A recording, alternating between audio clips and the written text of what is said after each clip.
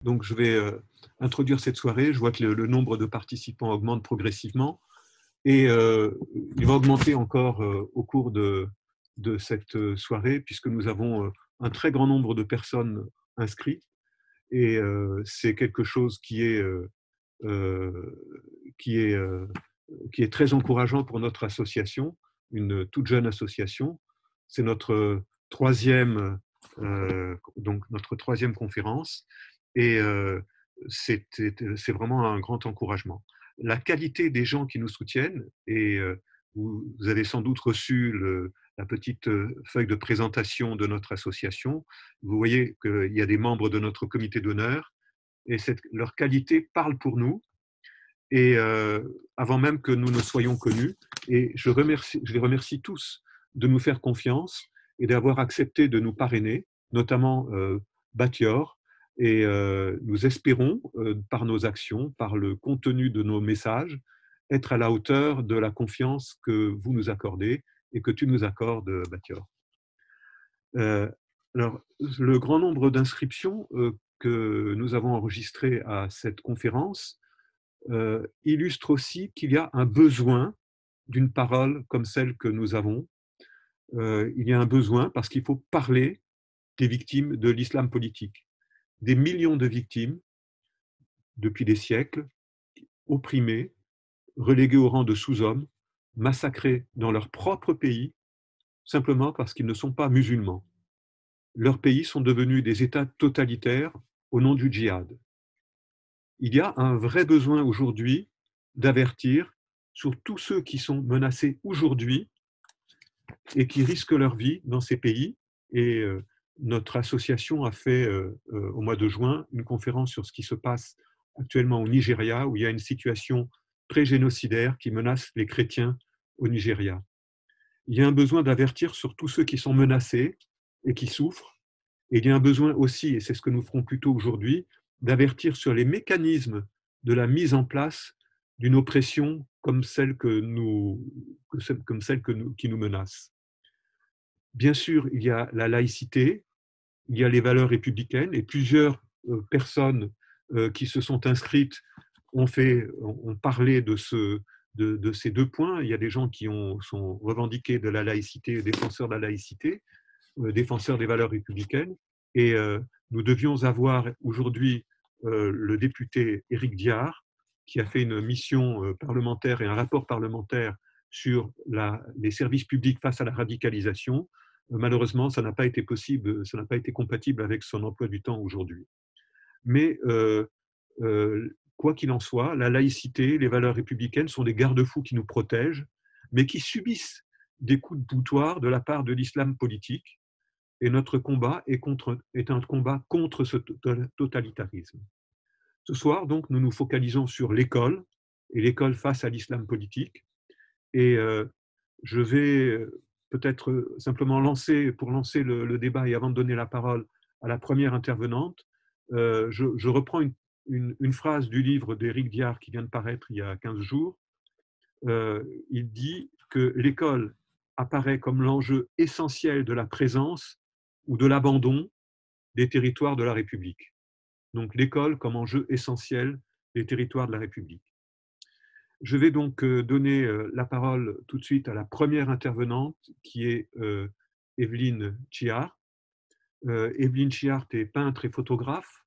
Elle a été enseignante pendant toute sa carrière dans le domaine des arts plastiques, mais aussi, vous la connaissez pour son combat où elle a dénoncé le démantèlement de l'éducation nationale par plusieurs ouvrages, plusieurs livres, qui sont tous d'actualité.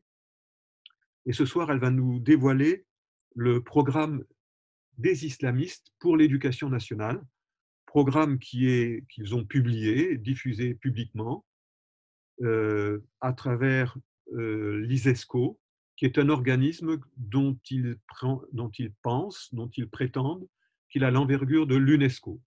Donc, Evelyne, le temps de régler le problème de micro et je te donne la parole. Voilà. Est-ce que bon, un instant. Voilà, c'est bon. Voilà, c'est bon, voilà. Voilà, donc Evelyne, tu as la parole. Oui. Eh bien, bonsoir à tous. Je vais commencer cet exposé par un petit préambule. Si l'on se rapporte à l'œuvre de Battior, notamment Eurabia, l'axe euro-arabe, et l'Europe et le spectre du califat, nous avons une description minutieuse du projet euro-arabe mis en place par l'OCI et l'ISESCO, sa branche culturelle. Pour ceux qui ne les connaîtraient pas, je vous engage à les lire parce que vous aurez un historique tout à fait précis sur cette question. Rappelons seulement que l'OCI, qui comporte 57 pays arabo-musulmans, a été créé en 1969 et que des outils ont été progressivement mis en place sous couvert du dialogue euro-arabe entre les pays arabes et la communauté économique européenne. Cette politique conjointe apporta de nouvelles règles, notamment l'accueil massif d'immigrés, obtenant les mêmes droits que les populations indigènes. Donc aujourd'hui, je vais vous parler de l'ISESCO, qui a été créée en 1982, qui est donc la branche culturelle de l'OCI, qui signifie culture, enseignement et sciences. Elle présente les revendications de l'islam politique en matière de culture et d'enseignement. Plus précisément, je vais vous présenter les quelques points forts qui proposent d'adapter l'enseignement en Europe et en France en particulier à l'islam. La stratégie de l'ISESCO a été adoptée par la 9e conférence islamique tenue à Doha en 2000. L'ISESCO fait partie des instances internationales au même titre que l'UNESCO. D'ailleurs, en novembre 2019, M. Salim Al-Malik et son homologue de l'UNESCO, Mme Audrey Azoulay, signaient un nouvel accord de coopération. Le texte que je vais présenter s'intitule « Stratégie de l'action islamique culturelle à l'extérieur du monde islamique ». Il est disponible sur Internet en plusieurs langues et il fait 109 pages. Pourtant, ce texte est largement ignoré des enseignants, des chefs d'établissement, de ceux qui rédigent les manuels scolaires, car ils n'y font jamais référence. Quant aux inspecteurs d'académie, aux recteurs, ils semblent l'ignorer totalement. Jean-Pierre Aubin, inspecteur d'académie dans les établissements scolaires, qui est à l'origine d'un rapport lucide sur l'islamisation dans les établissements scolaires, n'en fait pas mention dans son dernier livre, qui vient de sortir en 2020, « Comment on a laissé l'islamisme pénétrer l'école ».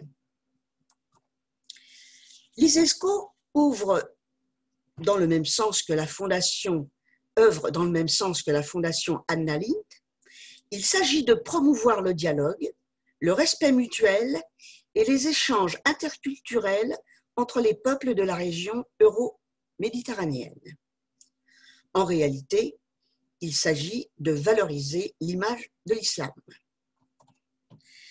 Nous sommes donc en présence d'un vaste réseau au service de la propagande islamiste qui a noyauté les instances les plus importantes dans le monde. Alors, dans un premier point, je vais parler de la stratégie et des objectifs de l'ISESCO. Dans son préambule, le rapport de l'ISESCO dit qu'il faut réduire le fossé culturel qui sépare le monde islamique du monde non islamique et protéger les minorités musulmanes contre la dilution culturelle et la perte de l'identité islamique, notamment chez les 2e, 3e et 4e générations. Après le regroupement familial en 1973 sous Giscard d'Estaing et sous l'égide de l'OCI, la France a pris en charge, sur tous les plans, les nouveaux arrivants venus du Maghreb. On aurait pu penser que nombre d'entre eux allaient s'intégrer dans une société où la laïcité est la règle depuis la loi de 1905. Du reste, beaucoup vivaient leur religion, quand ils la pratiquaient, comme les autres populations. Or, l'islam politique ne peut tolérer l'intégration, et encore moins l'assimilation dans les pays du Dar el-Harb, c'est-à-dire la partie du monde où l'islam ne règne pas. Les musulmans ne peuvent être soumis à la même culture que les juifs, les chrétiens et les athées, anciens dhimmis. C'est pourquoi le texte reproche l'occidentalisation méthodique des enfants musulmans en leur imposant ces valeurs. Alors, je ferai un petit commentaire. En fait, réduire le fossé culturel signifie tout simplement imposer sa propre culture.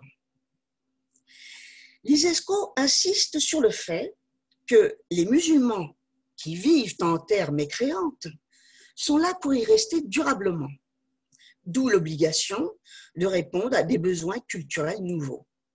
Ceci est répété à plusieurs reprises dans le texte, et ce n'est certainement pas un hasard. Alors, grand A, défense de l'identité culturelle musulmane. Dans son introduction, le texte de l'ISESCO insiste sur la question de l'identité musulmane. Je cite, « Cette identité se fonde sur le principe de la différence des civilisations. Il s'agit donc de protéger l'identité de la civilisation du musulman contre les méfaits des courants idéologiques qui sont incompatibles avec son identité civilisationnelle. » Ça, j'ai cité le texte dans son intégralité.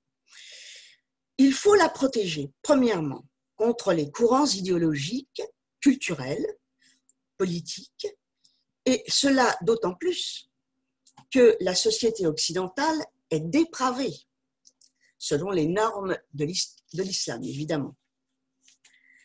Commentaire.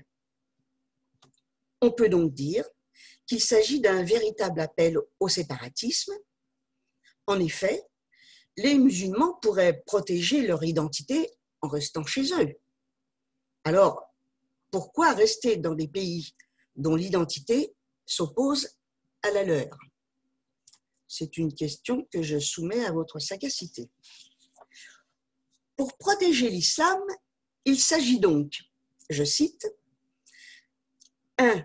De transmettre et conserver la culture de la société musulmane, 2. De développer la culture musulmane conformément à ses objectifs généraux et aux exigences de sa continuation, 3. Préserver la pérennité de la société en tant que nation, se distinguant par son identité, son système et son entité propre. 4. Il faut faire évoluer la jeunesse et développer son humanisme. 5. Préparer la jeunesse à la vie adulte et de maturité telle qu'elle est exercée et agréée par la société musulmane. La culture islamique tire donc ses fondements de l'islam et offre espace et place à tout ce qui relève de cette culture. Elle permet entre autres aux talents et aux aptitudes personnelles de s'exprimer et de s'épanouir suivant les normes de l'esprit de l'islam. Remarque. Donc, tout est permis, mais dans le cadre immuable de l'islam. Personnellement, ça m'a rappelé la Chine de Mao, où l'on ne pouvait s'exprimer que dans l'acceptation du culte voué à Mao, aux dirigeants, et au parti. Nous sommes en présence d'un système totalitaire. Ensuite, pour protéger cette identité, la stratégie s'exerce dans les domaines suivants, qui sont l'islam, la langue arabe, la civilisation, le patrimoine, l'histoire, la culture locale et les principes humanitaires. Alors, on va reprendre ces différents points. Par exemple, l'islam, il embrasse des domaines qui concernent la croyance, le culte prescrit, le savoir-vivre, les bonnes mœurs, les relations sociales et les transactions, l'économie. Et concernant la foi, il est écrit, je cite, « Le Créateur organise tout en ses prophètes, en ses livres, au jour dernier, au jugement divin, au décret d'Allah. Il faut lui manifester son obéissance absolue. » Quels sont les outils de l'islam? Citation. La langue arabe, tout d'abord. Elle est indispensable comme base de consolidation et de renforcement de l'identité parce que c'est la langue du Coran. C'est un élément capital de l'identité culturelle de la communauté islamique. Remarque, un enfant qui se trouve souvent dans une famille où l'on parle un arabe dialectal, oral, donc limité, sera dans la nécessité d'apprendre l'écriture de l'arabe classique. De plus, ajoute le texte, il serait souhaitable que l'étude de l'arabe ne se limite pas aux seuls musulmans, car il serait bénéfique aux autochtones, puisque cela leur ouvrirait une fenêtre sur une autre culture.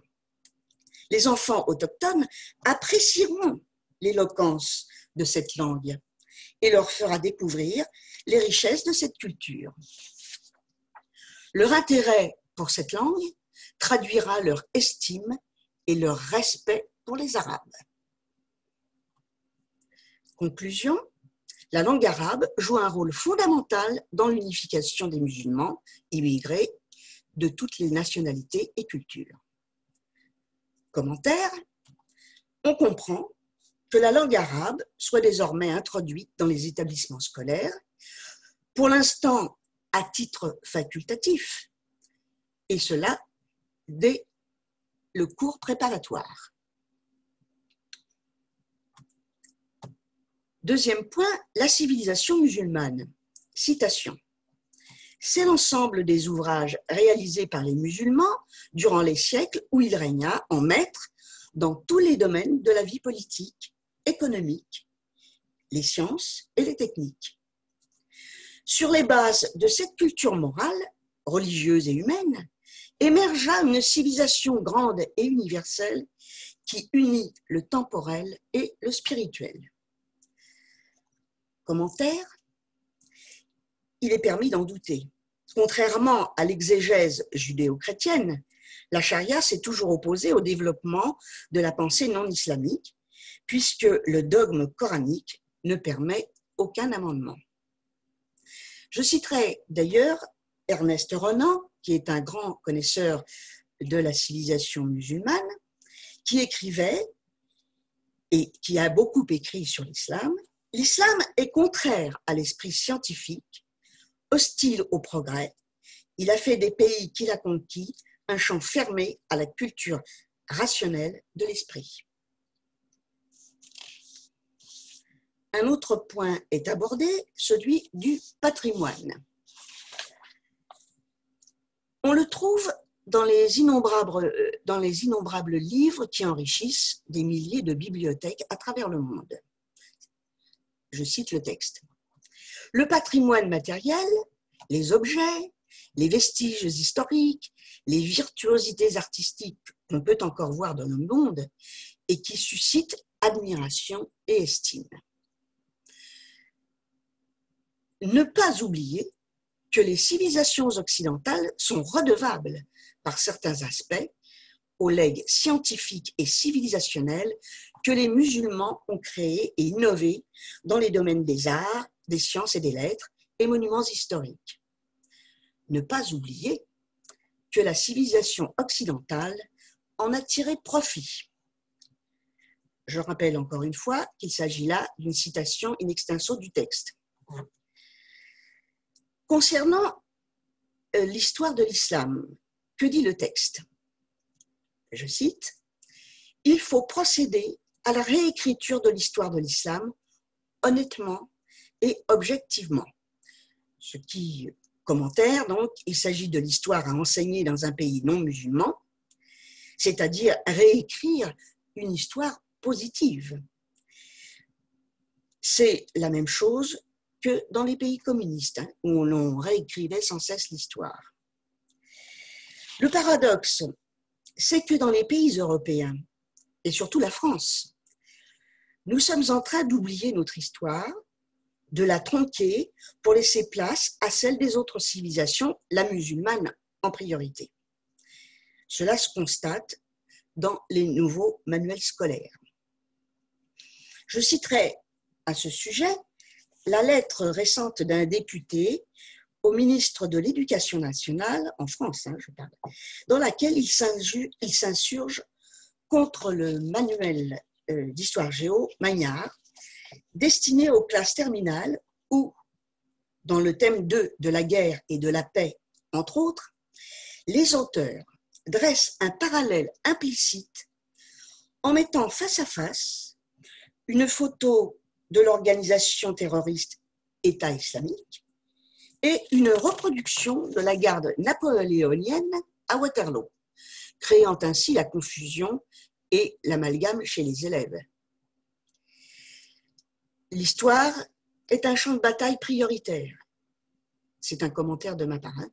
Il s'agit de répandre l'image de l'islam qui aurait distribué généreusement la culture aux barbares européens. C'est pourquoi les nouveaux programmes rognent des pans entiers de notre histoire de France, ou bien ils les accommodent aux impératifs durement musulmans. Autre point, les principes et les valeurs humaines. Citation. Les principes et les valeurs humaines sont un ensemble d'idéaux à la lumière desquels on peut définir un type de comportement adéquat pour l'individu et la société. Les idéaux sont puisés dans le Coran et la Sunna du prophète. Commentaire. Vous remarquerez qu'aucune allusion n'est faite au judaïsme et au christianisme, pourtant bien antérieurs à l'islam et qui sont à l'origine de l'humanisme occidental. Alors, un autre point qui n'est pas directement lié à l'enseignement, mais qui est intéressant, c'est la prise en considération de la laïcité des sociétés occidentales qui prônent la séparation de l'Église et de l'État, nous dit l'ISESCO. Autrement dit, l'État n'a pas de religion, mais il permet la liberté de culte, ce qui explique la forte présence de la religion dans ces sociétés. L'islam profite donc de cette situation. Commentaire. La laïcité telle qu'elle est pratiquée en France et qui se distingue de celle d'autres pays occidentaux n'est pas abordée en tant que telle et les auteurs du texte feignent de l'ignorer puisque en France, la religion doit être pratiquée dans la sphère familiale et ne pas exhiber de signes ostentatoires. Donc, nous venons de voir quelques aspects importants de la volonté de l'ISESCO d'imposer l'identité des musulmans en terre non musulmane. Dans une seconde partie, je vais évoquer la posture victimaire que l'on trouve évidemment dans le texte de l'ISESCO. Cette posture s'affirme de la façon suivante. Tout d'abord, par le biais de l'information. Elle serait défavorable à l'islam. Ensuite, l'aggravation des tendances racistes, xénophobes et des préjugés envers l'islam. Les préjugés liés au port de certains vêtements et du voile, notamment.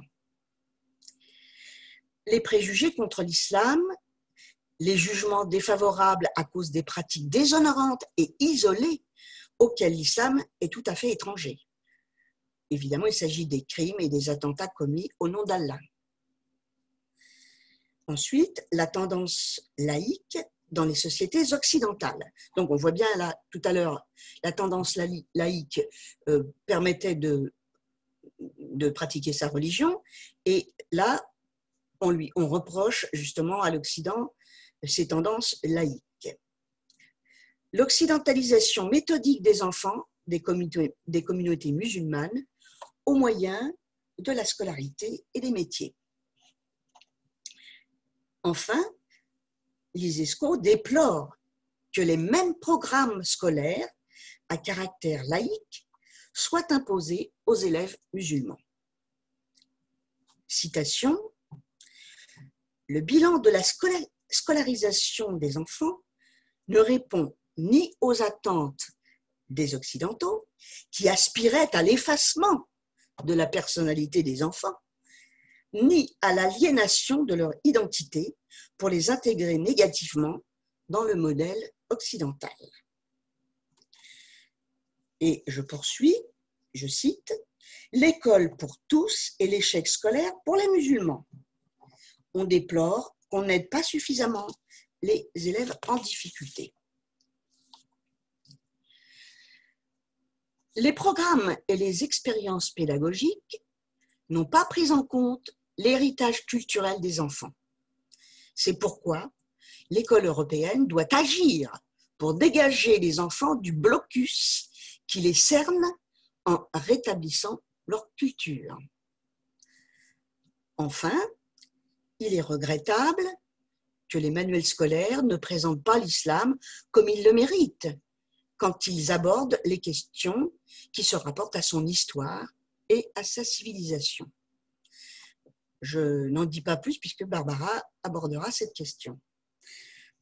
De façon générale, les revendications portent aussi sur les difficultés liées au nombre insuffisant de mosquées afin de suivre le culte musulman. Ce sont des références aux prières des rues, qu'on connaît bien en France.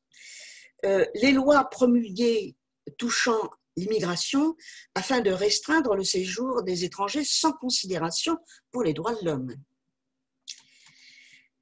Ensuite, les Occidentaux qui accueillent les travailleurs immigrants ont négligé la vision islamique de ces derniers. Ils ont créé un corps d'assistants sociaux sans se préoccuper de la religion.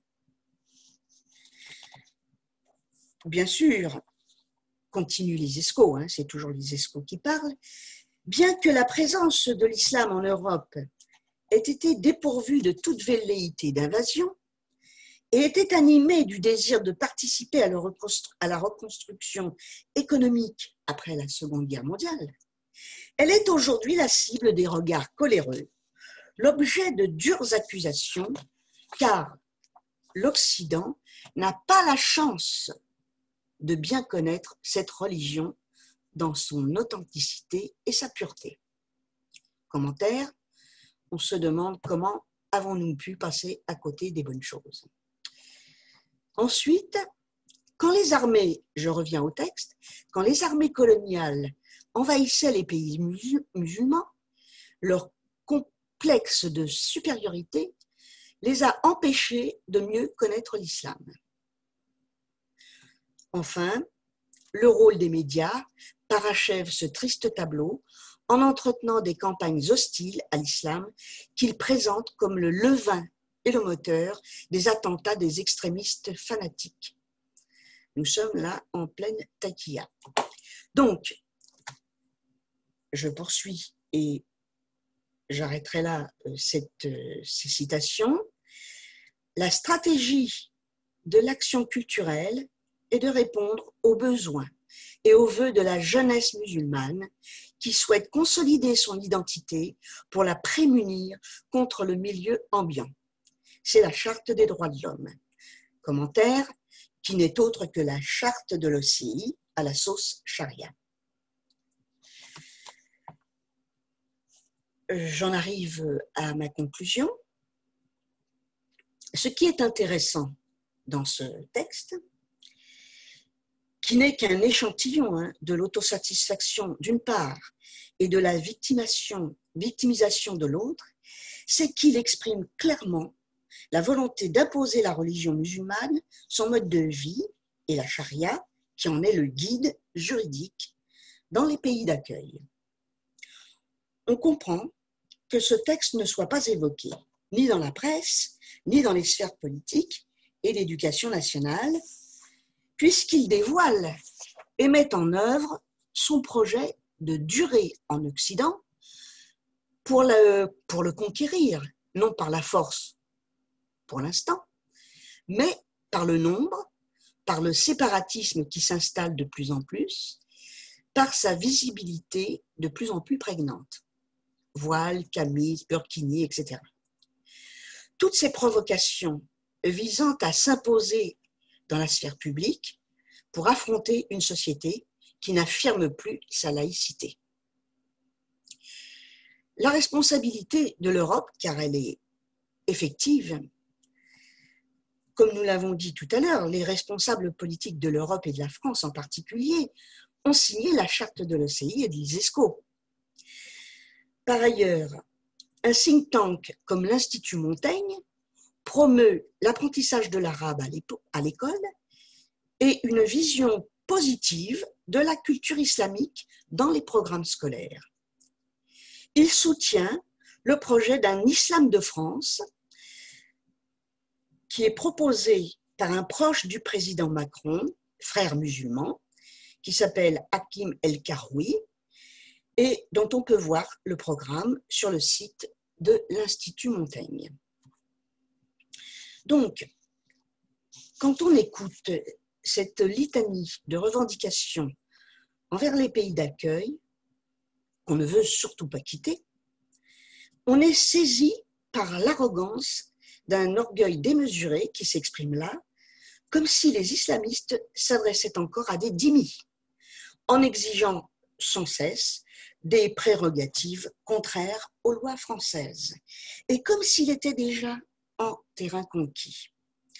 Car, ne nous y trompons pas, la seule réciprocité envisagée est le don de la culture islamique. D'autre part, ces exigences de l'ISESCO s'expriment au nom de jeunes qui auraient soif d'identité religieuse. Là encore, je ferai un parallèle avec un pays totalitaire. Il s'agit de faire croire que la demande ne vient pas d'en haut, mais qu'elle émane du peuple ou d'une jeunesse avide de revendiquer son identité musulmane. Or, c'est bien la prise en main de cette jeunesse des banlieues par les caïds et les imams qui les pousse à ces revendications de séparatisme et de contestation. Toutes les revendications des élèves à l'école proviennent d'un lavage de cerveau qui les met en opposition frontale avec l'institution.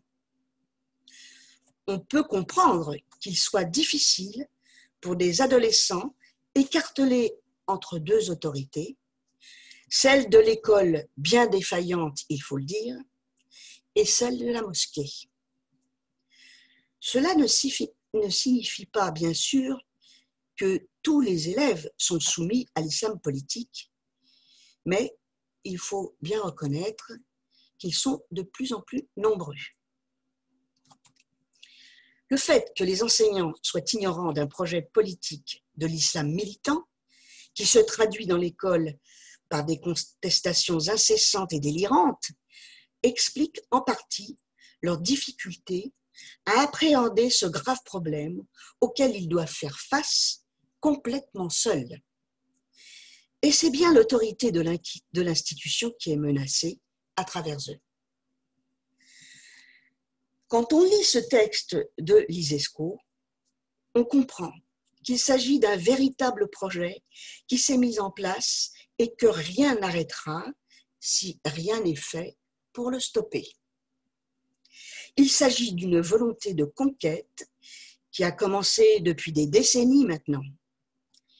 Les peuples européens doivent lire ce texte afin que leurs inquiétudes se transforment en prise de conscience et en action. Je vous remercie. fait bien 2 millions. Merci, merci donc Evelyne d'avoir présenté ce texte et d'avoir tenu parfaitement le temps. Donc maintenant que nous avons vu quelle est l'intention des islamistes et de l'islam politique, nous allons passer à ce qui se passe de l'autre côté de la barrière, c'est-à-dire dans les écoles. Et je vais donner pour ça la parole à Barbara Lefebvre, que vous connaissez bien. Alors, Barbara, en même temps, j'essaie de lui activer son micro. Je pense que j'y suis. Oui, vous m'entendez? Voilà. Alors, je vais juste dire un mot. On m'entend là, Alexandre? On t'entend, on t'entend. Okay. Je te donne 30 secondes, juste pour dire que tu es l'un des visages connus, il y en a qui ne le sont pas, du livre Les territoires perdus de la République et de Une France soumise, et que tu as aussi publié d'autres ouvrages à toi seul, que tu es, en tant qu'enseignante en histoire-géographie, tu es un peu au cœur du cyclone parce que c'est là que tu dois affronter différents narratifs et plus ou moins, enfin, qui correspondent à ce que nous a présenté Evelyne. Mais quels sont les... Pardon, je referme le micro. Voilà. Et donc, on peut aussi te retrouver maintenant en tant que, je ne sais pas si on dit éditorialiste ou chroniqueuse, sur LCI et sur RMC notamment. Il y en a peut-être d'autres. Et Barbara, je te donne donc la parole. Voilà. Donc, oui, bonsoir. Alors, bonsoir à tous d'abord. Juste une petite précision, correction. Hakim El-Karoui a été évoqué. Hakim El-Karoui n'est pas du tout un frère musulman, ni même un proche des frères musulmans. Hakim El-Karoui est un banquier d'affaires. Il a d'ailleurs connu M. Macron à la banque Rothschild, où il travaillait aussi. C'est plutôt quelqu'un qui est, on appellerait un grand bourgeois. Alors, il est musulman par son papa, pas par sa maman en l'occurrence.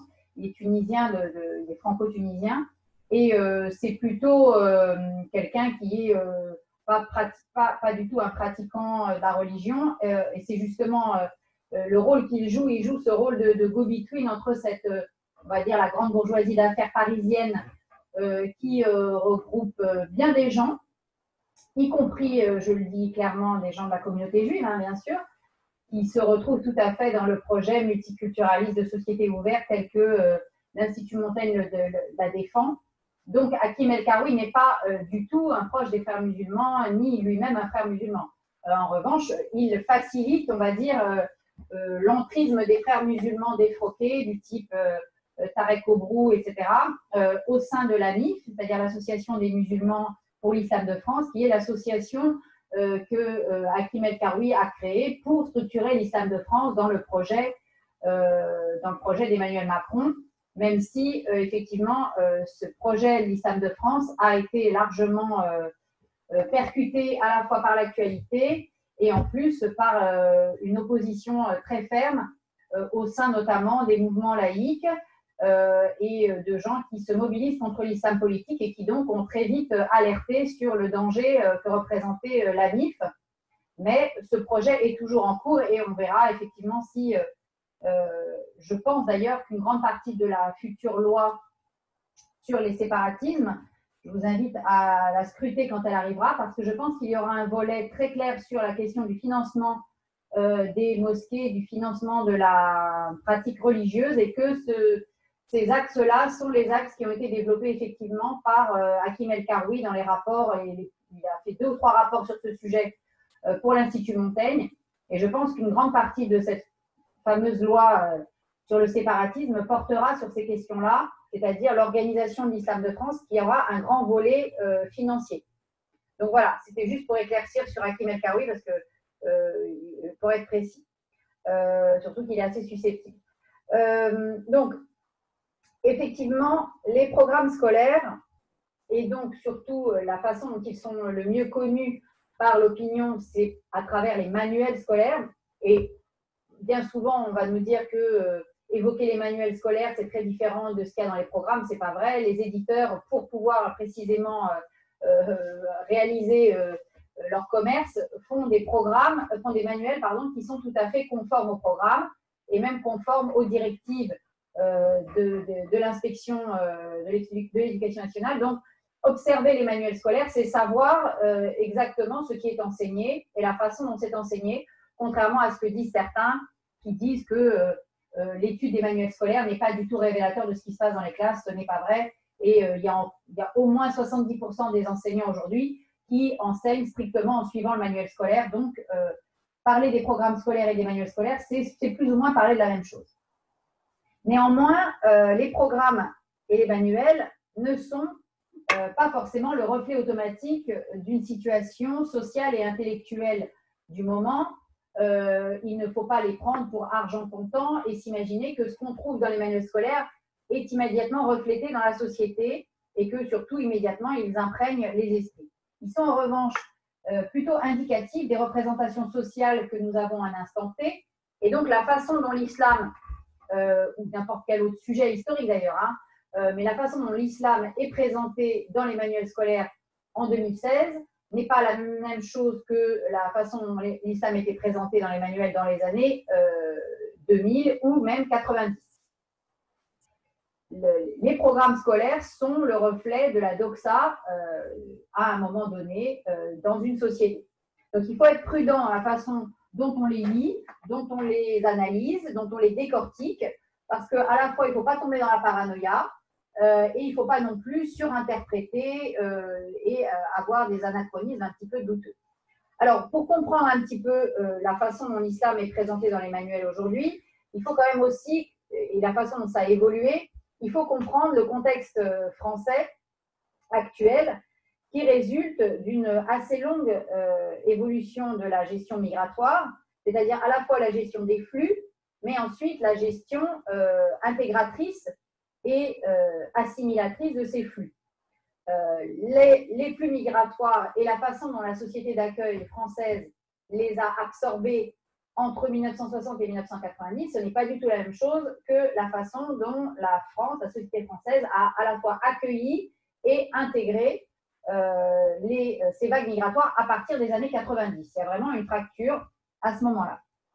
Et parallèlement, et de façon absolument non accidentelle, c'est dans les années 90, précisément, au moment de cette bascule des flux migratoires et de leur gestion, que l'antisémitisme s'est particulièrement renouvelé dans ses formes et aussi dans ses sous-jacents idéologiques à partir de ces années 90. D'abord, une immigration musulmane qui s'est faite sous des nouvelles formes, avec notamment aussi l'arrivée d'une immigration turque qu'on ne connaissait pas dans les années 60-90, et puis d'autres immigrations, notamment l'immigration d'origine subsaharienne, même si l'islam de l'Afrique subsaharienne n'était pas un islam connu pour sa radicalité. En revanche, l'islam en Afrique était déjà travaillé depuis les années 70-80 par l'Arabie saoudite de façon très puissante.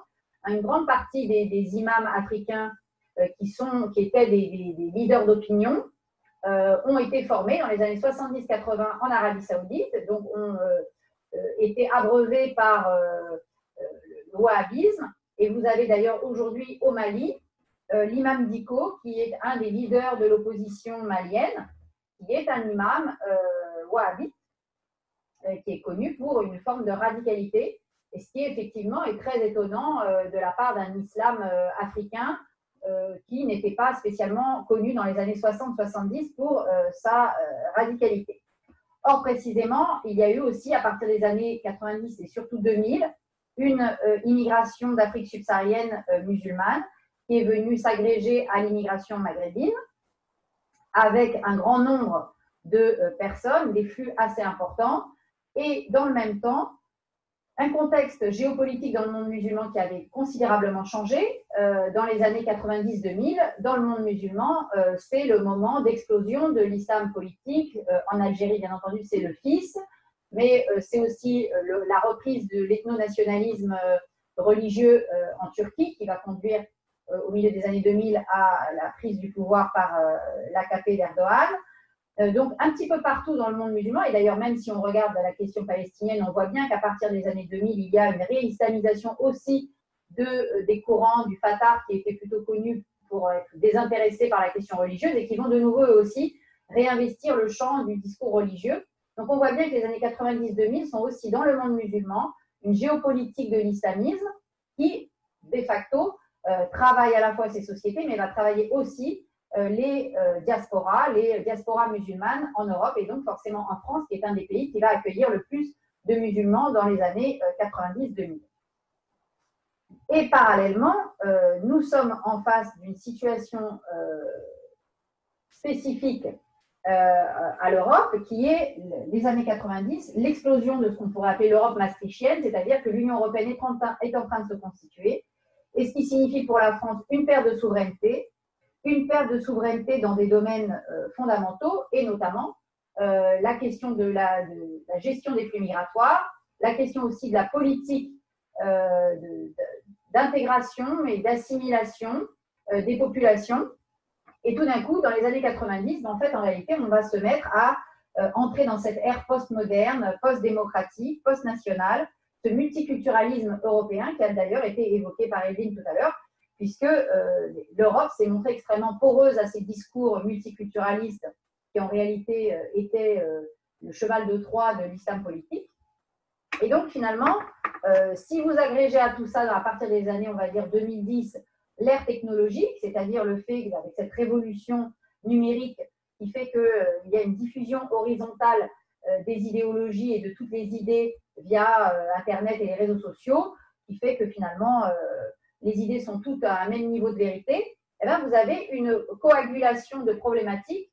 Une immigration musulmane, ce n'est pas en soi un problème, mais une immigration musulmane de masse dans une société qui n'est plus souveraine, c'est-à-dire la France, qui a perdu sa souveraineté, qui ne peut plus intégrer ses populations parce qu'elle répond à une doxa européiste multiculturaliste, et dans le même temps, un islamisme, un islam politique qui se développe partout dans le monde arabo-musulman, y compris en Afrique subsaharienne, et où des populations subissent le terrorisme islamiste, la guerre civile algérienne et pas seulement, il y a eu des attentats un petit peu partout, maintenant il y en a partout en Afrique subsaharienne, et donc ces sociétés-là, elles sont travaillées par cette problématique. Mais nous, en Europe, en France en particulier, on a fait comme si dans les années 90-2000, tout allait bien, c'était le monde des bisounours et tout allait bien se passer parce que précisément, on était encore dans cette idée post-démocratique, la chute du mur de Berlin, l'Europe, la société ouverte. Et on n'a pas compris qu'il s'était passé quelque chose à la fois, bien sûr, nous on le sait, à Durban, et un mois plus tard, le 11 septembre 2001, allait marquer précisément la rupture avec cette idéologie. Mais l'Europe n'a pas su répondre à cela, elle y a répondu différemment, et c'est là où je vais venir. Parce qu'effectivement, il y a un autre contexte de l'époque qui est important à comprendre, c'est aussi le contexte dans lequel nous trouvons spécifiquement en France, qui est ce contexte mémoriel de l'ère victimaire, c'est les années 80-90, où on est véritablement dans la sacralisation des victimes, de la victime, et le juif a été pendant longtemps la figure emblématique de la victime, mais précisément à la fin des années 90, en particulier au début des années 2000, l'intifada, la deuxième intifada, et la palestinophilie qui va commencer à régner, en particulier dans les milieux de gauche en France, va déplacer cette question on va dire, de la victimologie juive pour tenter de la remplacer par d'autres figures qui vont être les figures des différentes minorités. Bon. Et dès lors, effectivement, on va observer une certaine tolérance à l'égard de l'antisémitisme islamique qui va exploser dans les années 2000, fortement donc lié à deux axes, à la fois la culpabilité postcoloniale et d'un autre côté l'antisionisme extrêmement virulent. Et donc effectivement, le 11 septembre 2001 va être une bascule parce que au lieu de réagir contre l'islam politique, parce que les attentats du 11 septembre, c'est rien d'autre que le visage terroriste de l'islam politique, qui menace l'Occident, en réalité, l'Europe a cherché à se protéger, et pour se protéger, elle a dit il faut protéger l'islam de toute critique, et c'est la fameuse politique de éviter l'amalgame. Parce que ces gens-là, ces Européens-là, ont cru que musulmans égale islamiste, et donc ils se sont dit il faut protéger l'islam. Non, il fallait surtout certes protéger l'islam, mais en tout cas condamner l'islamisme. Et c'est dans ce contexte-là que le Premier ministre espagnol, après les attentats de Madrid en septembre 2004, va lancer la fameuse Alliance des civilisations. Je vous renvoie pour cela à un numéro de la revue Controverse, la revue de Shmuel Trigano, qui est une excellente revue qui, hélas, a disparu, et qui avait été consacrée en novembre 2008, le numéro 9, à cette question de l'Alliance des civilisations. Et d'ailleurs, Battior y avait consacré un article passionnant. Et donc, effectivement, on peut dire que la dimitude est devenue un penchant mortifère de l'Union européenne et donc de la France, puisque nous n'avons pas le choix. Nous suivons, comme des moutons, le projet européen qui lui-même répond de façon aléatoire, parce que je ne pense pas que l'Union européenne soit branchée en permanence sur l'organisation de la conférence islamique, mais il y a effectivement un lobbying de l'OCI à partir de 1999, à l'origine d'ailleurs de l'initiative iranienne, qui visait à proposer à l'ONU un dialogue des civilisations, puisque l'idée c'était de contrer le choc des civilisations de l'ouvrage de Huntington de 1987. Et donc les principaux axes de l'OCI dès 1999, dès l'initiative iranienne, c'est l'éducation à la jeunesse, agir dans les médias et agir dans le lobbying politique. Il s'agit effectivement de reformater les esprits pour faciliter la compréhension et l'acceptation de cette modalité de l'islam qu'est l'islamisme, qu'est l'islam politique. Et donc, dans ce contexte, effectivement, nos programmes scolaires vont considérablement se modifier à partir des années 2000. En France, il y a un statut quand même assez singulier de l'enseignement de l'histoire. Il y a un statut aussi singulier de l'autorité de l'éducation nationale. Nous avons une doxa très centralisée, ce qui se décide dans le ministère par décret, par circulaire, s'impose à tous via l'inspection de l'éducation nationale, via le Conseil supérieur des programmes. Et on peut légitimement, au fur et à mesure des années, en tout cas pour ma part, je finis vraiment par m'interroger sur l'intérêt d'une telle centralisation. Et c'est à se demander si on ne fait pas mieux décentraliser l'éducation nationale, on s'en porterait peut-être mieux. Parce que quand on voit la doxa et l'idéologie qui nous est assénée, là on parle de l'islam, mais dans tant et tant d'autres disciplines et dans tant d'autres champs disciplinaires, le sort de la grammaire, le sort des mathématiques et des sciences, on se dit que vraiment, il faudrait peut-être s'émanciper de cette centralité de l'éducation nationale et de la rue Grenelle. Avant les années 90, l'histoire du fait religieux islamique, l'histoire de l'islam était assez peu présente dans les programmes. Il y avait des évocations de l'histoire de l'islam, mais ce n'était pas du tout un chapitre en soi. Il y avait, à partir si vous voulez, de Valéry Giscard d'Estaing notamment, on a vu un tournant dans les programmes scolaires qui était plutôt pro-européen, avec une volonté d'en finir avec les grands récits nationaux, la volonté de tourner la page d'une histoire chronologique nationale. Il s'agissait vraiment de tordre le cou à tous les mythes qui construisaient les imaginaires nationaux. Et donc, en même temps, on se rend compte dès le milieu des années 80 qu'on se désole de la perte des références communes, du délitement du lien social. Et je voudrais quand même rappeler un point qui est assez piquant, c'est que Max Gallo avait raconté qu'en 1983, pendant le Conseil des ministres, François Mitterrand avait dit qu'il était assez angoissé, je cite, angoissé devant les carences de l'enseignement de l'histoire qui conduisent à la perte de la mémoire collective des nouvelles générations. Donc, vous voyez, en 2020, on entend toujours la même chose, c'est que les gens se rendent compte que l'enseignement de l'histoire pose un grave problème et qu'il y a une perte de repères. Et donc, ce n'est pas un hasard non plus si, dans ces années-là, on va avoir une commission qui s'appelle la commission Joutard, qui va donner des orientations pour les programmes du secondaire, une première commission en 85 et une deuxième commission en 88. Et c'est là, effectivement, que va apparaître véritablement le souci du culturel, c'est-à-dire la nécessité d'un enseignement du fait religieux. Et c'est sous Jospin qu'on va avoir la création du Conseil national des programmes en 90. Et désormais, les programmes ne vont plus être élaborés par l'inspection de l'éducation nationale, mais vont être élaborés par des universitaires. Or, précisément, les universitaires qui sont spécialisés et spécialistes de l'islam vont être assez peu sollicités. Ça va plutôt être des médiévistes qui vont être sollicités. Et par exemple, vous avez quelqu'un aujourd'hui comme M. Boucheron, vous savez tous qui est M. Patrick Boucheron, Patrick Boucheron, qui a donc écrit son fameux best-seller « L'histoire mondiale de la France », est un spécialiste de l'islam médiéval et il est particulièrement actif dans la promotion de cet enseignement vers le secondaire, puisqu'en fait, aujourd'hui, les programmes scolaires pour les élèves de 11 à 18 ans sont faits par des universitaires qui, en réalité, les prennent pour des étudiants de master, voire de doctorat. Et c'est bien pour ça aujourd'hui que l'histoire telle qu'elle est enseignée est proprement indigeste et que nos élèves, évidemment, n'en retiennent pas grand-chose.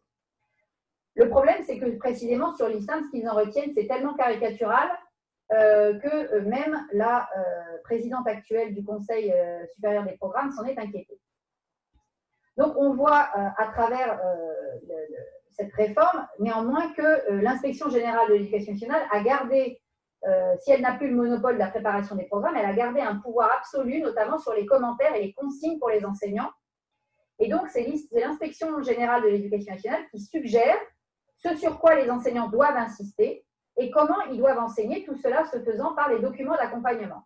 Et bien souvent, ce que vous retrouvez dans les manuels scolaires, c'est précisément une mise en application de ces documents, de cette documentation d'accompagnement qui constitue des centaines de pages de commentaires de l'inspection générale sur les programmes, qui en réalité, les programmes, hein, ça tient à rien du tout. Hein. Les programmes, c'est un tableau avec des titres, des intitulés, avec quelques orientations pédagogiques, mais très faibles. Et en réalité, vous allez avoir derrière tout le travail administratif de la technostructure de l'inspection qui va venir en réalité créer un encadrement normatif des programmes dans lequel tout va être détaillé à l'extrême et qui va finalement permettre aux enseignants, ou en tout cas obliger les enseignants à un travail pré-mâché, effectivement très préjudiciable à leur liberté pédagogique et aussi à leur liberté intellectuelle.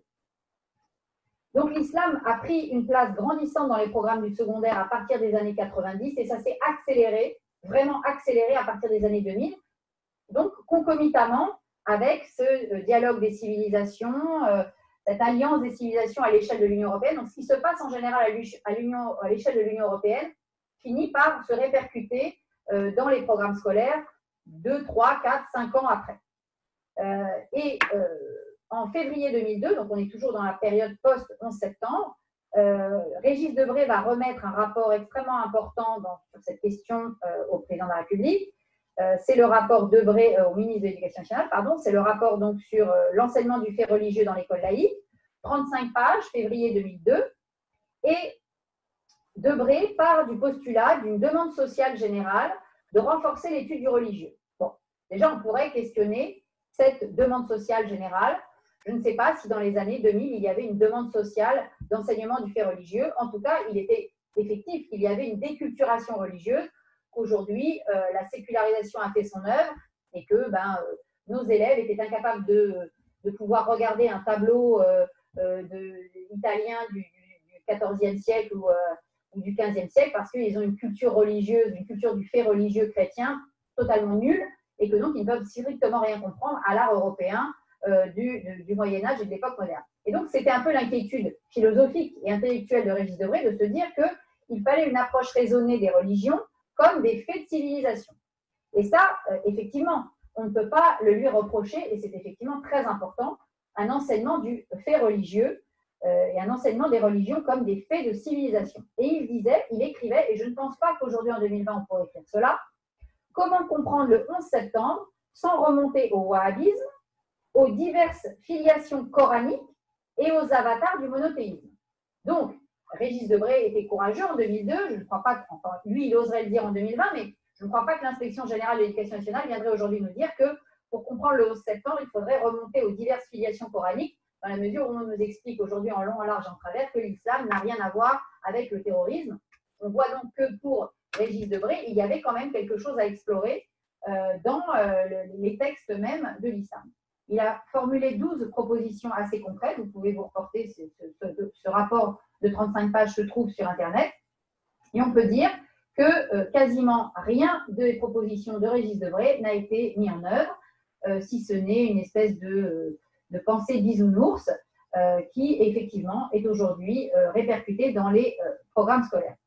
Dans les manuels scolaires. Je ne vais pas analyser là-dessus les manuels scolaires. Je vous renvoie à un article, une interview article que j'avais donné à Figaro Vox en 2016, Vous pouvez le trouver aussi, hein, vous tapez enseignement islam Barbara Lefebvre et vous tomberez tout de suite sur cet article où je décryptais très précisément les erreurs, surtout les ambiguïtés et les questionnements assez spécieux qui étaient faits aux élèves à partir de documents où en fait on avait des documents coraniques ou des documents d'historiens ou d'oulémas médiévaux qu'on prenait au pied de la lettre comme si c'était des textes d'historiens. Donc il y a une double singularité de l'étude de l'islam dans le cursus scolaire français récent. Et cette double singularité, elle est importante. Premièrement, l'intérêt éducatif pour ce fait religieux islamique, il réfère explicitement à l'actualité à travers les questions d'islamisme, de terrorisme, de voilement des femmes. Et donc, les élèves, aujourd'hui, ils entendent tout le temps parler de l'islam. Vous avez très peu, on ne baigne pas dans une société qui nous parle tout le temps de christianisme et de judaïsme. Or, on baigne dans une société où les références à l'islam, en l'occurrence à l'islam violent, à l'islam terroriste, est constant. Donc, l'islam tel qu'il est enseigné à l'école n'est pas qu'un fait religieux. Pour les élèves qui reçoivent cet enseignement, c'est aussi un fait géopolitique. Et ça complique énormément la tâche du professeur, parce qu'enseigner un fait religieux sous l'angle historique, quand en réalité il n'existe dans l'actualité que sous la forme aplatie de l'information et de l'information sur le terrorisme et l'islamisme, vous voyez que la tâche est difficile. Deuxième singularité, la présence de beaucoup d'élèves musulmans dans les classes désormais, mais des élèves qui ont encore une culture religieuse, eux, qui ont un attachement religieux qui est bien plus marqué que leurs camarades d'origine chrétienne ou d'origine juive, qui, eux, sont largement sécularisés. Et donc, vous avez aussi cette singularité qui est de parler d'un fait religieux qui en même temps est un fait religieux d'actualité et en même temps d'avoir un public scolaire qui est un public scolaire qui est concerné par cette question, qui pense avoir lui-même des savoirs là-dessus, et c'est vrai, il en a, mais c'est difficile pour ces élèves-là de s'arracher à un savoir familial, à un savoir culturel, pour se plonger dans une approche critique de ce fait religieux qui n'est qu'une opinion parmi d'autres, puisque les religions sont considérées en France comme des croyances, et donc, au titre de n'importe quelle opinion, elles peuvent être critiquées, elles peuvent être moquées, et elles peuvent être même niées publiquement. On est en droit de considérer que Dieu n'existe pas, et pour autant, ça ne fait pas de vous un mauvais juif, un mauvais chrétien ou un mauvais musulman. On le sait, hein, en particulier chez les juifs, il y a beaucoup de juifs qui ne sont pas croyants et qui pourtant se considèrent comme juifs. Donc, la représentation de l'islam dans les programmes est très marquée par ces deux enjeux. Or, précisément, l'islam, dans sa diversité comme fait de civilisation, est présenté paradoxalement dans les manuels scolaires comme un bloc. C'est une unité de l'islam et de sa civilisation, c'est-à-dire que l'islam avec une minuscule comme religion et l'islam avec une minuscule comme religion et avec une majuscule comme civilisation sont en réalité confondus. C'est-à-dire que la religion musulmane est considérée comme étant une religion civilisationnelle sans aucune diversité. C'est-à-dire que l'islam des origines, l'islam des conquêtes, c'est-à-dire l'islam des cultures islamiques au pluriel, l'islam des empires, l'islam du califat, l'islam des controverses théologiques, tout ça n'existe pas. En réalité, ce qu'il en reste, c'est les 5 piliers de l'islam. C'est une notion de djihad complètement édulcorée, évanescente, telle qu'elle est présentée aujourd'hui par les manuels scolaires. Il y a de nombreux concepts clés qui ne sont pas explicités dans les programmes et les professeurs sont naturellement incultes dans la matière parce qu'on n'est pas tous des spécialistes de la théologie islamique, mais c'est notamment la question de la différence entre la loi coranique et la charia, la façon dont tout ça s'articule avec l'État et comment, à travers l'histoire de l'islam, ça s'est articulé avec l'État, la façon dont la notion de djihad s'est forgée et comment aujourd'hui elle est interprétée et présentée. Est-ce qu'elle est tant que ça en contradiction avec la façon dont le prophète de l'islam parlait du djihad? La question du statut de la femme aussi n'est jamais véritablement évoquée dans les manuels scolaires, et pour cause, hein, ça va être très difficile de nous montrer que c'est une religion qui donne un statut d'égalité aux femmes. Donc l'islam tel qu'il apparaît aujourd'hui dans les programmes scolaires est assez plat et assez uniforme, et qui est finalement assez contradictoire aussi avec les islams que nous voyons en France. Et c'est assez important quand même aussi pour nos compatriotes français musulmans qui tentent de vivre paisiblement leur religion, d'être différenciés des islamistes. Donc, si vous voulez, aujourd'hui, il y a un fatras à démêler de façon très urgente par l'enseignement laïque, c'est l'islam religion, l'islam culture, l'islam politique, l'islam identité. Et tout cela, aujourd'hui, n'est pas du tout éclairci, et ce serait pourtant pour le bien de tous les élèves. Et je terminerai en précisant les propos de Souad Ayada. Souad Ayada, c'est la nouvelle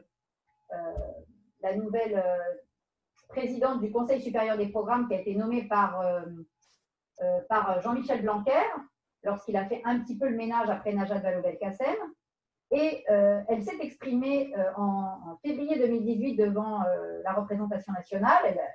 Elle répondait à une commission et elle disait qu'il y avait véritablement, elle était frappée, je cite, par les limites de l'enseignement de l'islam dans les programmes et dans les manuels scolaires. Je la cite, qui ne respecte pas les règles de l'histoire critique, qui est présenté sans contexte, c'est un enseignement dogmatique et qui sacralise la religion. Il n'y a pas de contextualisation.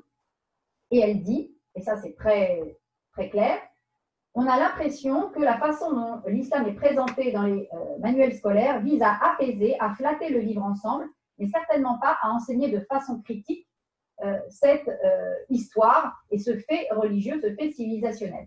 Et donc, je terminerai en disant so what, parce qu'on voit que Jean-Michel Blanquer et Madame Ayada ont pris conscience de la difficulté. Néanmoins, rien n'a changé puisque nous avons toujours les programmes de Madame Najat Vallaud-Belkacem, mais surtout, ce n'est pas tant les programmes qui sont graves parce que ce n'est pas les programmes en soi qui posent problème. On a toujours les mêmes orientations de l'Inspection générale de l'éducation nationale, on a toujours les mêmes inspecteurs de l'éducation qui viennent nous inspecter et nous imposer cette doxa, dont on voit que la rue de Grenelle elle-même, c'est-à-dire les technocrates eux-mêmes du ministère, reconnaissent qu'il n'y a pas de distance, pas d'histoire critique, pas de regard critique vis-à-vis du fait religieux musulman, alors qu'il y a véritablement une approche critique du fait religieux chrétien et du fait religieux juif dans les manuels scolaires, mais il n'y a pas encore cette approche-là pour l'islam. Donc, il y a tout un travail à opérer. Ce travail, pour l'instant, malgré les promesses faites par Jean-Michel Blanquer, n'a pas encore été entamé. Merci Barbara pour ce tour d'horizon, cette rétrospective historique. On a effectivement vu l'autre côté de la barrière. Evelyne nous a présenté le programme des islamistes et ensuite on a vu comment le fonctionnement un peu chaotique de l'institution et on peut se demander comment ça va évoluer et quelles sont les possibilités de faire entendre finalement une parole laïque au milieu de tout ça. Avant de passer aux questions, je voudrais essayer de voir si Batior arrive à prendre la parole. Je vais essayer Batior, j'essaie d'activer ton micro. Tu m'entends ? On t'entend tous. Ah bon, très bien. Bon, je voudrais d'abord féliciter nos deux oratrices qui ont très bien expliqué les difficultés et les complications et les complexités du sujet. Et on ne s'imagine pas véritablement les problèmes concrets auxquels doivent faire face les enseignants. Et sur un sujet extrêmement difficile et important, puisque on prépare en fait la société de l'avenir. L'enseignement, c'est peut-être le domaine le plus important de la société parce que c'est l'avenir, c'est la projection vers l'avenir et donc le devenir de nos sociétés. Quelles valeurs, quelles traditions voulons-nous donner à notre société maintenant qu'elle devient multiculturelle?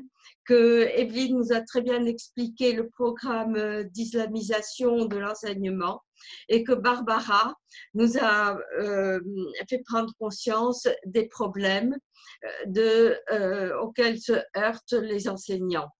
Et je voudrais poser une question à Barbara.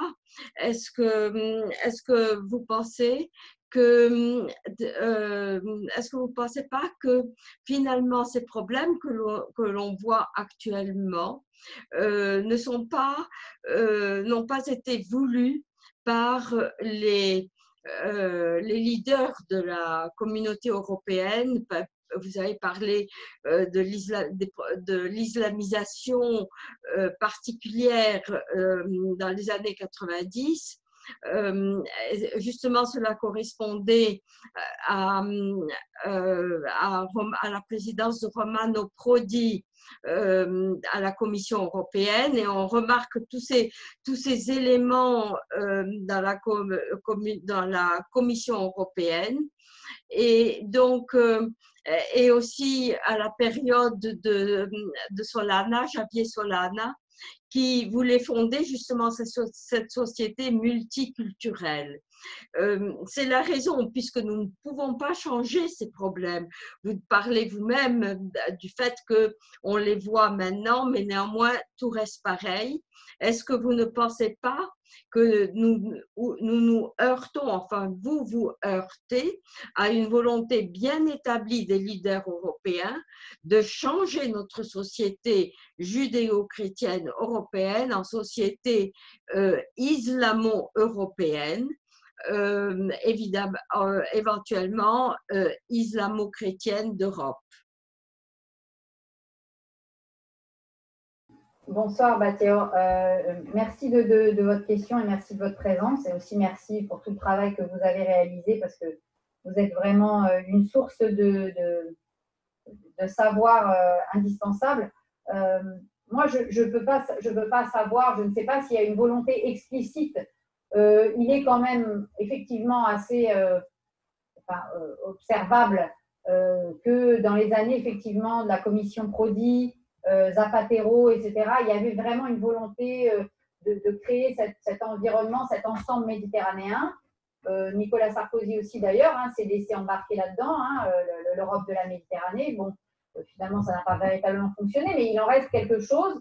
Je ne sais même pas si il y avait une volonté explicite de créer une forme de substitution de civilisation, c'est-à-dire qu'on substituerait à la civilisation judéo-chrétienne une civilisation islamo, alors je ne sais pas quelle islamo-chrétienne, mais ça je ne sais pas si ça peut exister. En revanche, en France, ce qui est sûr, c'est qu'il n'y avait pas spécialement de volonté explicite. Je ne sais même pas s'il y avait cette volonté explicite avec Najat Vallaud-Belkacem. Je crois qu'en France, hélas, la situation est bien plus grave, parce que je pense qu'à tous les étages, on est dans le laisser-aller, laisser-faire. Et que ça fait 20 ans que ça dure, voire même plus. Donc, je pense que l'éducation nationale est un bijou, comme si vous voulez, un magnifique palais qu'on aurait laissé tomber en ruine depuis 30 ans. Et je pense qu'il n'y a même pas une volonté de la détruire. J'avais lu à un moment quelqu'un qui écrivait un bouquin en expliquant que la destruction de l'éducation nationale était quelque chose de voulu pour faire monter l'enseignement privé, mais je ne crois même pas.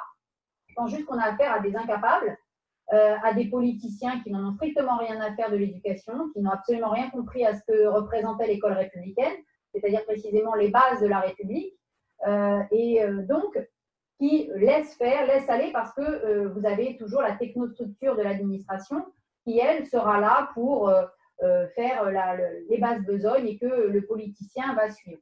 Donc effectivement, cette technostructure, cette techno-administration, elle est très puissante à Bruxelles, et celle-là, elle n'est pas élue non plus, de la même façon qu'elle est très puissante à l'éducation nationale et elle n'est pas élue.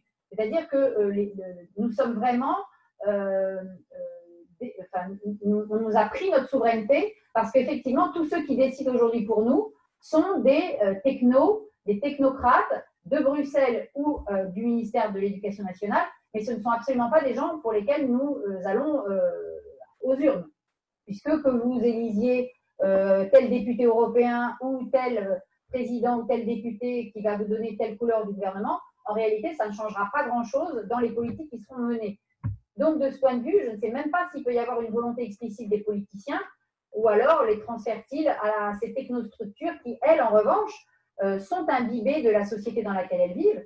Et je crois qu'effectivement, quand vous interrogez un petit peu les technocrates qui vivent dans des bulles, parce que c'est des gens qui vivent dans des bulles sociales, et donc eux, ils ne voient vraiment pas les problèmes. ils ne voient pas le problème du multiculturalisme. Ah bah oui, c'est sûr que quand vous êtes à Bruxelles ou vous êtes rue de Grenelle, vous ne voyez pas le problème du multiculturalisme parce que vous ne le vivez pas sur le terrain. Donc, à la limite, le politique, lui, il peut le voir parce que si c'est un vrai politique de terrain, qui a d'abord été maire, député, etc., il connaît le terrain, il sait qu'il y a des réalités. Le technocrate, il ne connaît pas ces réalités. Il vit dans sa petite bulle, le Conseil d'État, la Commission européenne, le Conseil national des programmes. Donc, ces gens-là baignent dans cette idéologie, dans cette doxa du multiculturalisme depuis les années 80. Ils ont une véritable haine, je le pense, une véritable haine de la nation. Des gens qui ont une haine de tout ce qui, pour eux, l'État doit d'abord être un État technique, un État d'experts, la République des experts. Et c'est des gens qui détestent tous les grands récits, tous les mythes nationaux. Donc, le multiculturalisme leur sert à détruire la nation. Et de ce point de vue, effectivement, l'Europe et la technostructure administrative française réalisent ce projet. Mais je ne sais même pas si c'est pour créer une civilisation de substitution islamique. C'est même pas pour ça. Je pense que c'est juste pour détruire tout ce qui a fondé nos nations sur le millénaire écoulé. Donc, merci de cette réponse. Et je crois que merci aussi à Bathior d'avoir fait la transition avec les questions. Est-ce qu'on peut donner la parole? Je crois que c'est Huguette. Huguette, est-ce qu'on peut te donner la parole? J'active ton micro, ou j'essaye comme d'habitude. Oui, on m'entend? Oui. Oui, voilà.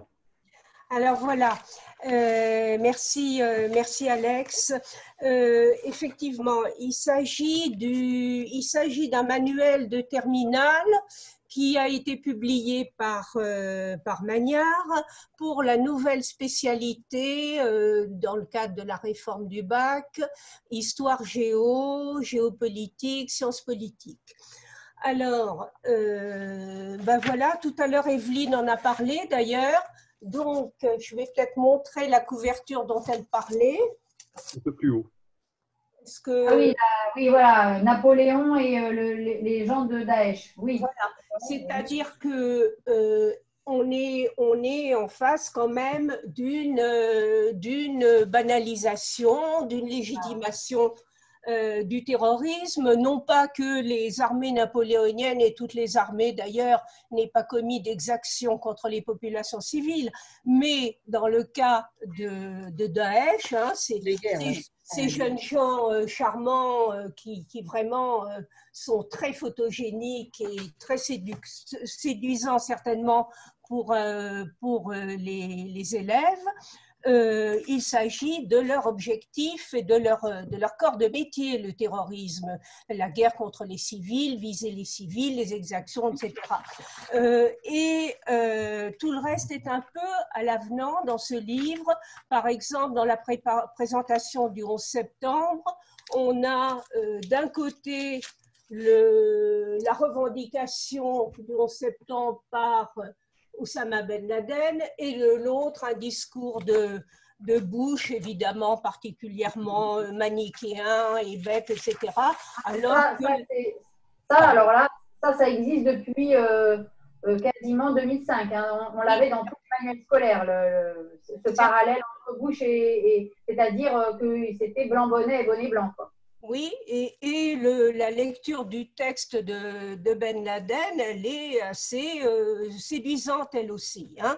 Donc, ce qui pose problème, moi je ne suis pas historienne, c'est avec beaucoup d'humilité, je n'ai jamais participé à l'élaboration d'un manuel, même dans ma discipline, mais je suis frappée par le fait que dans le contexte qui est le contexte où 37% des profs disent s'être auto-censurés pour éviter les problèmes, ou dans les zones d'éducation prioritaire, c'est plus de 50% qui le reconnaissent, qui le disent dans des sondages anonymes, où on a plus de 20% des élèves qui refusent de condamner les assassins de Charlie Hebdo. Ce livre-là, le moins qu'on puisse dire, et d'autres certainement que je ne connais pas, n'arme pas les professeurs. Je crois pas que ça va baisser le pourcentage de professeurs qui vont s'auto-censurer. Et ce qui est grave, c'est que le terrorisme est présenté. On ne peut pas dire qu'il ne soit pas présenté. Les attentats sont listés. Mais tout ça est extrêmement froid, il n'y a rien sur les victimes, il n'y a rien qui puisse lutter contre la déshumanisation des victimes, alors qu'il y aurait tant de possibilités de présenter des témoignages de victimes des attentats de janvier, des attentats de novembre, etc. Il n'y a rien sur les... Oui, je sais, je vais m'arrêter bientôt. Il n'y a rien sur les lycéennes otages de Boko Haram auxquelles les lycéens pourraient justement s'identifier. Bref, on est... et le mot même islamisme n'apparaît qu'une seule fois. Il apparaît dans un contexte où il est présenté au même niveau que les fondamentalismes juifs et chrétiens. Donc l'islamisme, les fondamentalismes juifs et chrétiens, facteurs de moteurs majeur de conflit.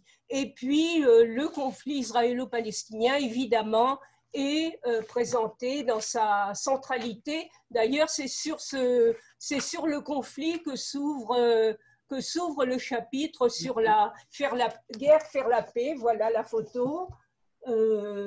Voilà, c'est cette centralité donnée au conflit israélo-palestinien dont on connaît quand même les effets délétères. Puisqu'évidemment, c'est avec tous les clichés. Donc, je suis assez inquiète. Tout à l'heure, Claude posait la question, reprenait une question, qu'est-ce qui est fait pour endiguer ce phénomène? Et je n'ai pas l'impression que beaucoup soit fait. Et moi, j'aimerais bien qu'on continue notamment à interpeller les auteurs de manuels, à dialoguer avec eux. Évidemment, j'ai bien compris que ça pose la question des programmes. Mais voilà, je crois qu'il y a vraiment un travail à faire. On va laisser, qui n'est pas perdu. Les intervenantes répondre à cette question. Alors, sur la question que vous soulevez, c'est des questions qui sont très anciennes. La façon dont ce manuel présente les choses, je l'ai vu 1000 fois. J'avais, dans les années 2000, au milieu des années 2000, décrypté les manuels scolaires de l'époque sur la présentation d'Israël, du conflit israélo-palestinien dans les manuels. C'était paru dans la revue L'Arche. C'était déjà exactement le même genre d'image. On avait, et avec Monique Sander qui est là, on avait agi dans ces années-là aussi contre un manuel scolaire qui était le manuel de la Grave, qui était un manuel scolaire qui était français-histoire pour les élèves de l'enseignement technique, où il y avait des propos absolument inacceptables qui étaient tenus sans aucune distance sur les Juifs et sur Israël. Et on avait réussi à ce que ça remonte jusqu'au ministère et le manuel scolaire avait été retiré. Et les éditions de la Grave avaient fait retirer ce passage des nouvelles impressions. Donc, il est toujours possible de faire quelque chose quand il y a une erreur manifeste. Là, il y a un choix iconographique qui est un choix idéologique. Et je vais vous dire, le pire dans tout ça, c'est que, je ne peux pas faire de statistiques, mais je pense que vous avez au moins 50%, si ce n'est plus, d'enseignants qui n'ont même pas vu où était le problème ou qui n'ont même pas remarqué et qui n'ont pas été spécialement choqués par l'anachronisme entre les armées napoléoniennes et les soldats de Daesh. Et en réalité, l'objectif derrière, c'est le relativisme. Le relativisme par l'anachronisme. Et on vit dans une société, comme je le disais tout à l'heure, de déculturation. Et ça choque d'autant plus qu'on retrouve ça dans un manuel scolaire. C'est-à-dire que pour relativiser la dangerosité et la gravité de Daesh, on vient les mettre en parallèle avec les armées napoléoniennes pendant la répression, par exemple, des révoltes en Espagne. Ça révèle davantage l'état d'esprit de la société dans laquelle on se trouve, qui passe son temps à vouloir relativiser. Il ne peut plus être dans le déni du réel, parce que le déni du réel des années 2000-2015, c'est fini. Depuis 2015, le déni, c'est plus possible. Maintenant, on est passé à la séquence relativisme. C'est-à-dire, on ne peut plus nier qu'il y a un problème avec l'islam politique, avec l'islamisme, mais on va le relativiser, c'est-à-dire qu'on va dire « Ah oui, mais rappelez-vous Napoléon, ah oui, mais rappelez-vous Colbert, ah oui, mais rappelez-vous Saint-Louis ». Là, il paraît que Mélenchon veut qu'on retire la statue de Saint-Louis, donc bon, voilà. La nouvelle séquence, après la séquence du déni, c'est la séquence du relativisme. Et la séquence du relativisme, elle est particulièrement facile dans une période où les gens n'ont pas de connaissances historiques, parce qu'effectivement, quand vous n'avez pas de connaissances historiques, vous mettez tout à plat, tout se vaut, et ce qui s'est passé il y a 4 siècles ou ce qui se passe maintenant, c'est kiff-kiff. Et donc, effectivement, là, que ça soit dans un manuel scolaire et que des enseignants aient pu produire un tel manuel, ça en dit long sur, effectivement, l'état d'esprit de notre société. Oui.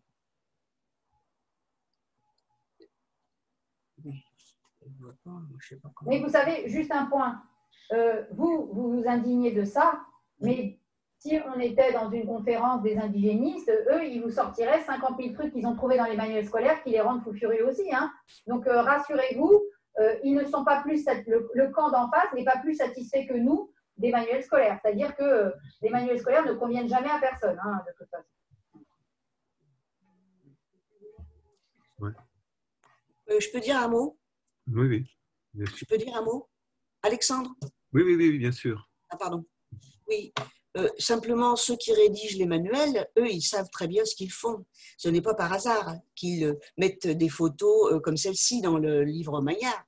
Je veux dire, ils ont un but bien précis, c'est effectivement relativiser les gens de Daesh qui assassinent des civils, etc. Et ben, c'est la même chose que ce qui se passait pendant les guerres napoléoniennes.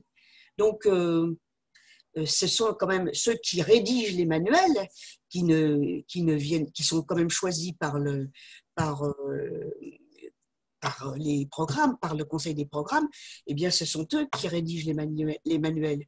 Donc, eux, ils ont les connaissances nécessaires. Voilà. Mais après, je vous dirais, c'est pas étonnant non plus, ils sont encouragés par des professeurs aussi émérites que Patrick Boucheron, qui est quand même professeur au Collège de France, et qui, dans son livre sur l'histoire mondiale de la France, vous explique que les migrations d'Homo sapiens à l'époque préhistorique, eh ben, c'est la même chose que les migrations aujourd'hui, et que les artistes de la grotte de Lascaux, ça vaut bien la chapelle Sixtine. Bon, je veux dire, quand vous avez des professeurs qui ont des chaires au Collège de France qui racontent des trucs pareils, moi, je ne vais pas les méthoder d'un manuel scolaire. Hein. C'est une posture idéologique. Bien sûr. C'est tout. Donc, je vous remercie tous pour votre attention. Je remercie bien entendu les intervenantes qui ont fait vraiment une présentation exemplaire, d'une part de ce document de l'ISESCO que nous ne connaissions pas et que nous devrions connaître parce qu'il représente la pression contre nous. Et si ce ne sont pas les enseignants qui en sont au courant, les élèves, eux, connaissent le message et sont actuellement véhiculent ce message. Et puis aussi cette analyse, cette grande analyse de l'évolution de la société dans un sens qu'on ne sait pas, mais enfin, où Barbara, tu as évalué les différentes forces en présence, et nous espérons qu'il y a aussi des forces d'espoir pour l'enseignement. Ça n'est pas gagné, j'ai bien compris. Merci encore pour cette soirée, merci à tous pour avoir écouté jusqu'au bout, et je vous donne rendez-vous à une prochaine conférence de DIMIWatch, donc l'Observatoire international de la dignitude. Bonsoir. Merci. Bonsoir. Bonsoir. Bonsoir. Bonsoir.